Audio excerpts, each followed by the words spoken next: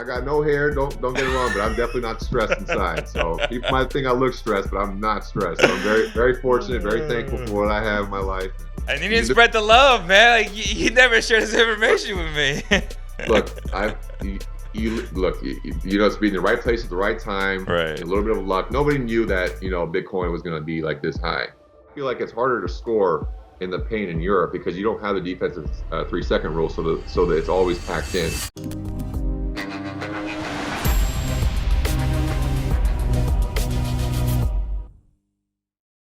Welcome to a very special edition of the CK Podcast. I'm your host, Leo Bias. I am smiling because I got one of my favorite athletes that I've covered in my entire life. I appreciate that. And Kosta, honestly, man, you are a phenomenal human being. Thank you so much for joining the show again. So much has happened since you played for the Kings, and we'll get into all of that. But first and foremost, how are you and the wife? How's the family doing? We're good, man. I appreciate you having me on the show. We're healthy, doing the same old things every day. Got my routine workouts in the morning. I'm very fortunate with my wife. We're expecting a baby boy October 13th. Oh, wow. Awesome. I got a new team member coming. So, a little anxious, a little nervous, but I'm excited at the same time. So it's definitely truly a blessing, man. A new member of the Greek family. We got to keep our YouTube channel keep going, man, and just start this whole Greek family reality show. Come on. My Big Fat Greek Life or something like that. Patent pending, right? Patent pending, baby. No doubt. Congratulations. God bless you guys, man. Okay, so when you left the Kings, how has life been for you professionally and also personally? It's been great. I think, playing in Cheska is definitely, outside of the realm. I wanted to get outside of my comfort zone and experience new things. And, granted, I had an unfortunate leg injury in the beginning. But, I took the time to get my leg right and get 100% healthy, and then played a lot towards the end. And it was definitely a great experience. For me and my wife, though, too, to experience, Moscow. It's not for everybody, but, for us, I think it was a once in a lifetime opportunity to go and experience new traditions and new customs, and made a lot of new relationships, new teammates as well over there. And there's a lot of great players in Europe that should be playing the NBA, and I was definitely very fortunate to be a part of that. Did you come across a player that just popped out of the gym for you that you were like, damn, like this guy should be playing in the NBA right now for a playoff team? Mike James. He plays for the Brooklyn Nets now. Okay, I remember our first practice, I'm like, dude, you belong in the NBA. And I remember you playing us against the Phoenix Suns. He scorched us when he played for the Suns. And I remember that. I'm just watching him, even in practice, and stuff he does, be able to create space, his step backs, off the dribble, fearless. He's very strong, too. So he's a true talent, and he belongs in the NBA, and I hope he stays in the NBA for a long, long period of time. Yeah, when I look at Mike's game, I think about all of the things that scouts and experts say when guys come out of the draft or even in the first couple of years. They'll be like, oh, well, this guy doesn't have a fast, quick step. This guy doesn't have a 40-inch vertical. Yeah.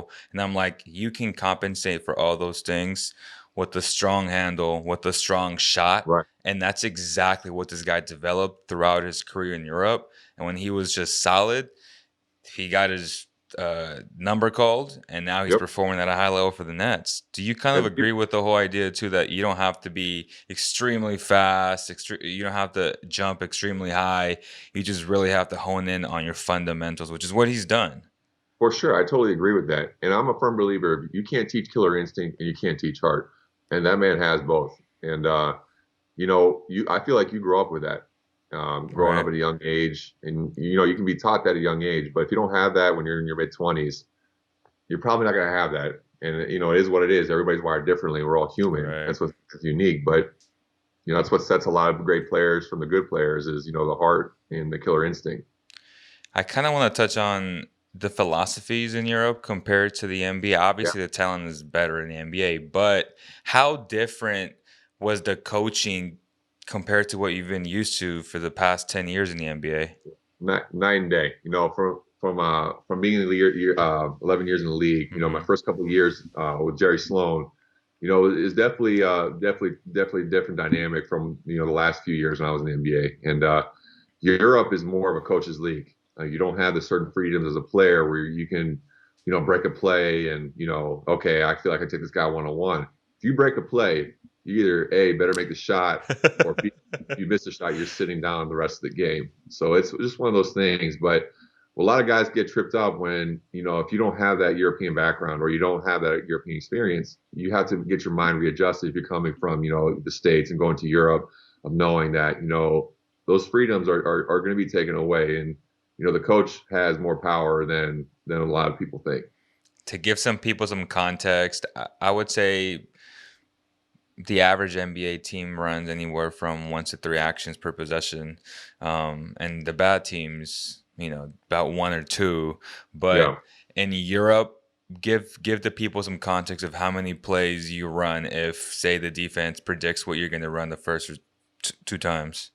I mean, it's all situational with Europe. You got to remember though too. You have 10-minute quarters, so you're having a 40-minute game, and I forgot about that. It's a slower paced game, and I feel like it's harder to score in the paint in Europe because you don't have the defensive 3-second rule, so that it's always packed in.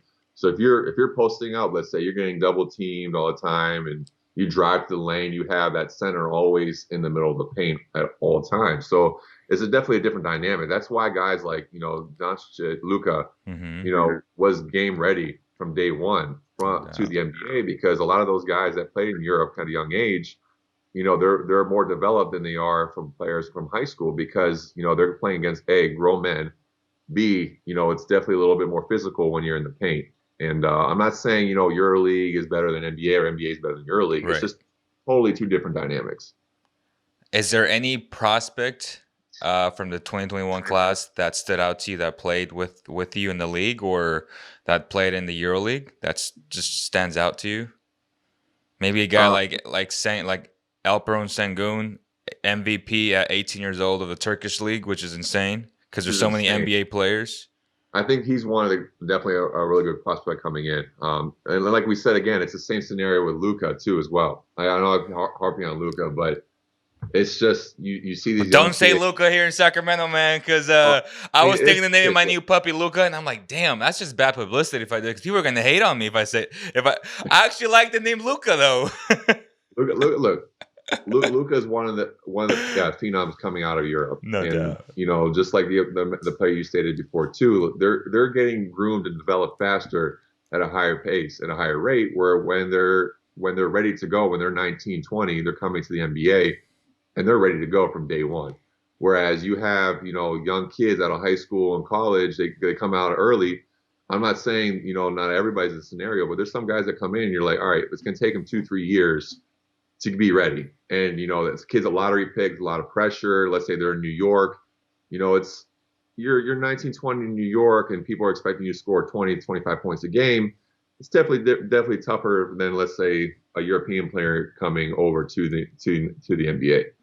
And let's be honest, most NBA coaches don't like to play rookies because they trust the vets like yourself. And that's why we saw a lot of that in SAC, and we see a lot of that throughout the league. And a lot of the time, as you said, it's really situational for these rookies to make an impact in year one, right? And now we're seeing it more and more, but typically coaches always trust the veterans a lot more, and that's just the way it is, man. And look, young guys like in SAC, Halliburton, I feel like he's a very smart player, high IQ, can score the ball, can read the game very well, and at a young age, that impresses like guys like us that know the game. And he's got a very bright future ahead of himself. And, I was definitely very impressed, with all the games I was able to watch with the Kings. And, I know we keep saying this year in and year out, playoffs or soon. I think, right now you guys have, as a Kings foundation, as a Kings organization, you guys got a great foundation. And, it's definitely, you guys got a bright future ahead of you guys. Right. I agree with that. Is there, in the back of your mind, are you still open to a return to the NBA if the opportunity ever presented itself? Yeah, for sure. So my mindset is, keep my body in game shape. I work out every single day, 7 to 10 a.m., 7 to 8:30 a.m. I do my court work.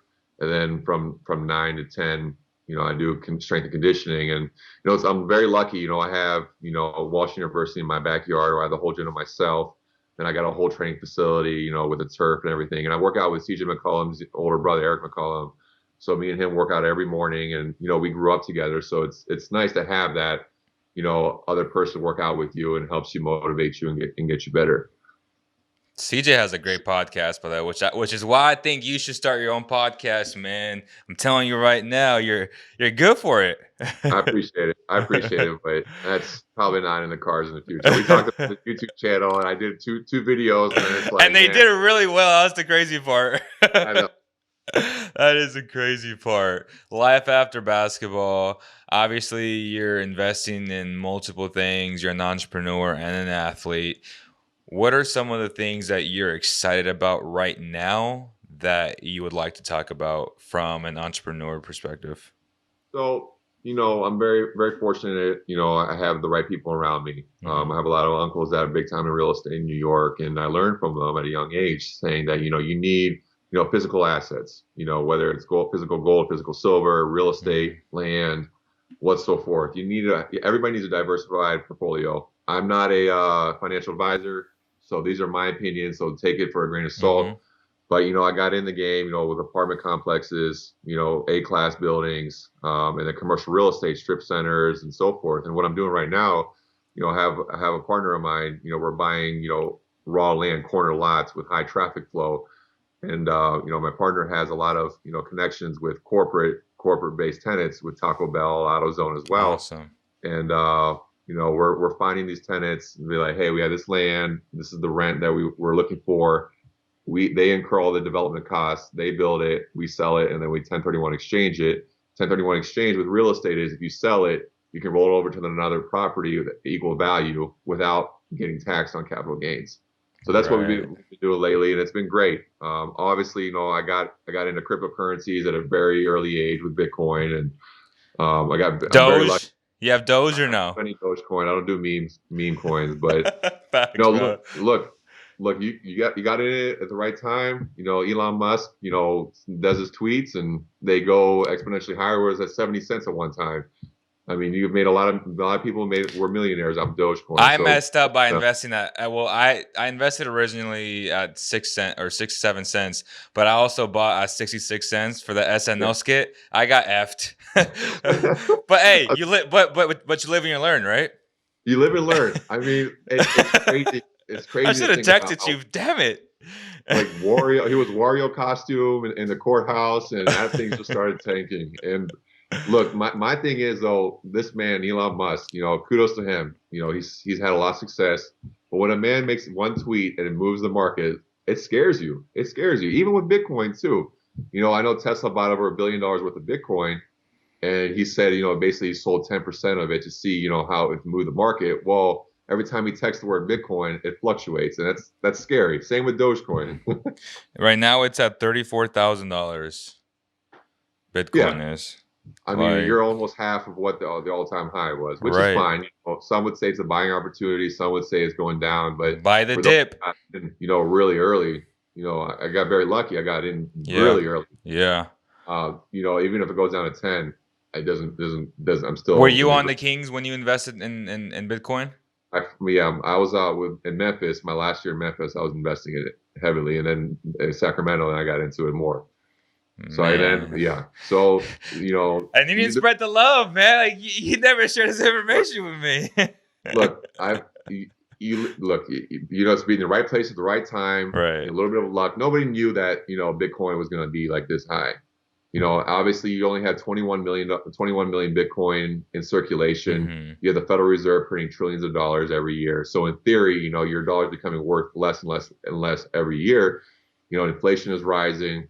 You have a limited 100%. Supply of cryptocurrency. So your cryptocurrency is in theory supposed to go up in value. Now you have institutional investors getting into it. And you have, investment firms like ARK Invest with Cathie Wood and so forth that are putting billions of dollars, Michael Saylor as well, 100%. Billions of dollars into this asset, and it's catching fire. And that's why I only invested in Doge because it was a meme thing that was a fad and trend, and Yeah, I've always told people that I never saw it getting to $5 or $10. It's impossible because they make 5 billion Doge coins a year, yeah, and like with the Bitcoin, they only make a certain amount, right? And that's the whole yeah. idea, to keep its value high.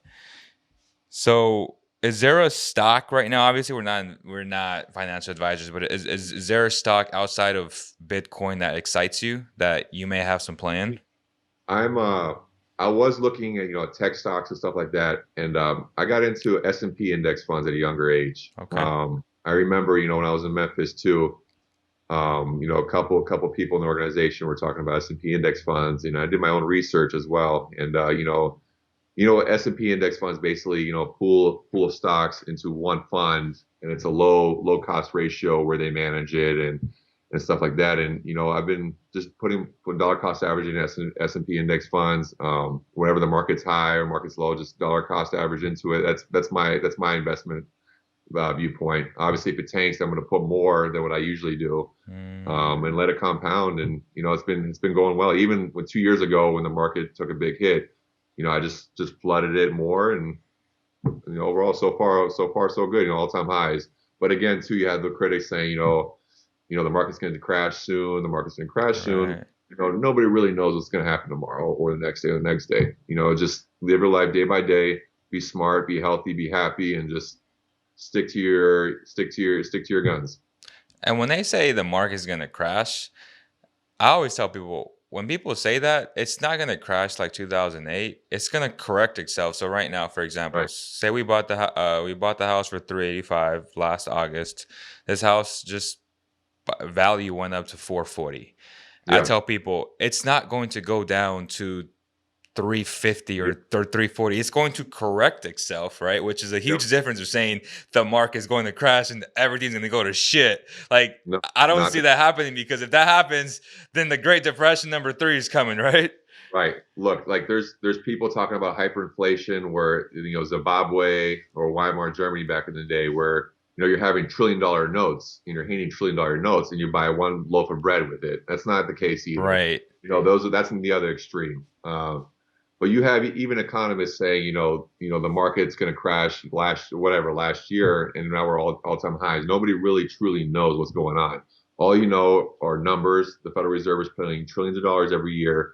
Your dollar is becoming worth less and less every single year. I'm a firm believer of buying, physical hard assets, tangible assets, Hmm. land, real estate, gold, physical silver, even cryptocurrencies. But again, people are going to comment on this video and be like, there's two young guys that don't know anything about the economy, and everybody has their own opinions, and you're entitled to your own opinions. Yeah. But that's what I believe, and Right. it's worked well for me so far.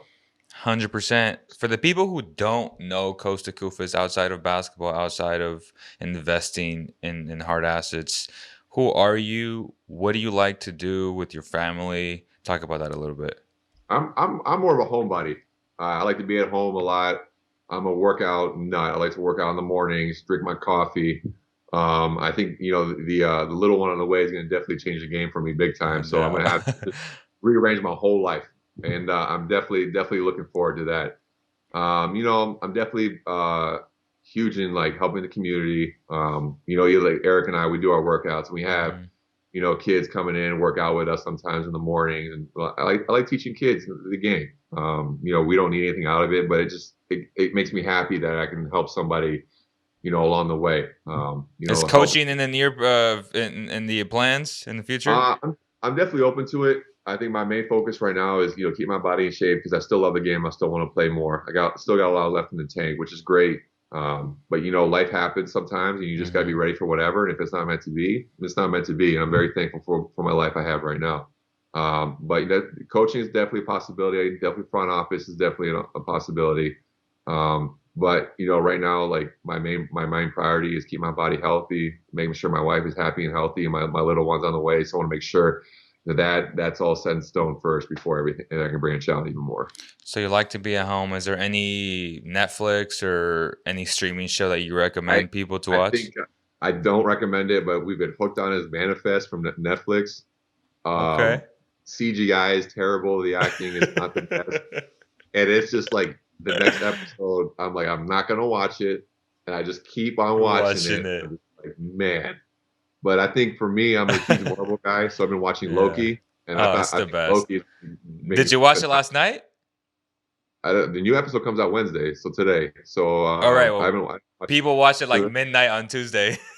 no, I can't do that. I'm in bed by like 10. I'm an old guy now. Like Uh, I know I'm 32 only, but I go to bed early. I gotta wake up early. I gotta wake up really early for my so workout. you haven't So watched episode 5 yet, right?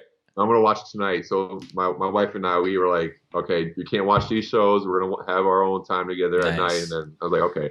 And I passed by it on Disney Plus. I'm like, I should watch it. And then she's gonna get mad. I'm like, all right, I can't Well, do it. I'll be honest. I did that with episode 4, and the wife was pissed. I couldn't help myself. Like, bro, I have to watch this, and it was by far the best episode. How would you rate every episode? Like, from which one was your favorite to your least favorite? I think the fourth one was my favorite, Right. just because no spoiler alerts, but you have the timekeepers. You find out they're androids, and I thought that was pretty cool. I thought the CGI of those androids were really cool. Facts. I That think was the first one was kind of slow in my opinion. yeah. Me I think too. each episode progressed to the fourth just got better and better and better. And I'm a huge Owen Wilson fan too, so it's Oh, me like too, man. He's so good, huh? Like yes, this role has been so. I never envisioned him being like a Marvel guy, and he's killed it. he killed it. The cast, I mean, Marvel knows what they're doing. They're making the most money out of any other movie production series ever. So it's like they know what they're doing. So So out of Loki, Wanda, and the Falcon, Falcon and the Captain yeah. America one, Which one was your Falcon and Winter Soldier. yeah? Which one was your favorite? I think one is Loki, and then two is WandaVision, and then three Captain America, the Captain Okay, America series. so Loki and then Wanda. Yeah, Did but I think Wanda took a little bit longer for me to get into. really? Yeah, but I thought after watching all the episodes, I was like, wow, that was pretty unique. That was pretty cool because That's what it was. It was unique to me. Like that first episode yeah, was like I've never seen that done before. it was black and white, and then there's some color schemes, and then it just yeah, and Yeah. the kids started to age rapidly, and you're just like, all right. Right. Marvel and their unique ideas. Yeah, Well, so you got the that's Space Jam hack going on. So what you think about the new Space Jam movie coming out? uh I'm excited about it. Has it came Yeah, out? no, it's coming out soon. I think this It's summer, coming right? out soon. Yeah, I'm like, wait, it came out? No, Have you had a chance to watch Fast 9 since I know you're a big car guy? no, I've been. It's one of those things again too with my wife, where it's like I want to go see it, and then Hmm. my cousin wants to go see it too because he's a car guy like me, and then it's like, well, we can't coordinate the time, so I'm just like, just say, you know what, forget it. I'm just gonna go by myself and see it. Do you I take drive your fast car to every the GTR. I'll probably do that because I'm a square, so it's like, why not? That's what I was thinking too, because obviously in Stockton we have a family car dealership, and we always take like fast cars to like the Yeah, premiere. And now I'm like, dude, I have a hybrid now. It's just like, am I taking my hybrid? Yeah, it's still inside of me though. gas mileage, baby. I beat everybody gas That's mileage, that so you good. gas mileage, man. Hey, I'm going EV. Most of my stocks are in the EV industry. So not only Nice. do I invest in it, I live by it, man. So You I'm live by it. charging my car, Look, and that's how it is, bro. everything's going to transition. Gas powered engines are going to be hybrid, and hybrid's going to be full electric one day. It's just with the way of times right now. So That's what it is, man. What projects are you working on before we let you go? Because I want to be respectful of your time. from a real estate perspective, Just from a life perspective. I've got well, I don't want to jinx it, but I've got a real estate development possibly happening right now. We have a Hmm. corner lot, so we're in contract right now. We're just checking it out to make sure it can go through the city. Two, just maintaining working outs in the morning, staying in the routine. I'm a huge routine guy. And we got the Greek festival this week too, so I've been Hmm. helping out, the older ladies as best I can, and so that's about it. I live a pretty simple life, low key life, and Never I forget that. Simple life is the best life. it is, Bro, man. ever since you told me that, it's been stuck, Look, and it's true. look, I got no hair. Don't get it wrong, but I'm definitely not stressed inside. So people might think I look stressed, but I'm not stressed. So I'm very very fortunate, very thankful for what I have in my life, and I definitely got, you got good women right next to you. It makes your life a lot easier. So, I mean, 100%. so, 100%. 100%. Well, so God bless you and your family, God and your bless you, wife, man. and your future kid, man. Thank you so much. You, And brother. on behalf of the entire CK family, we thank you guys, and we'll see you on the next one. All right, Leo. Thank you, brother. Thanks for having me, guys.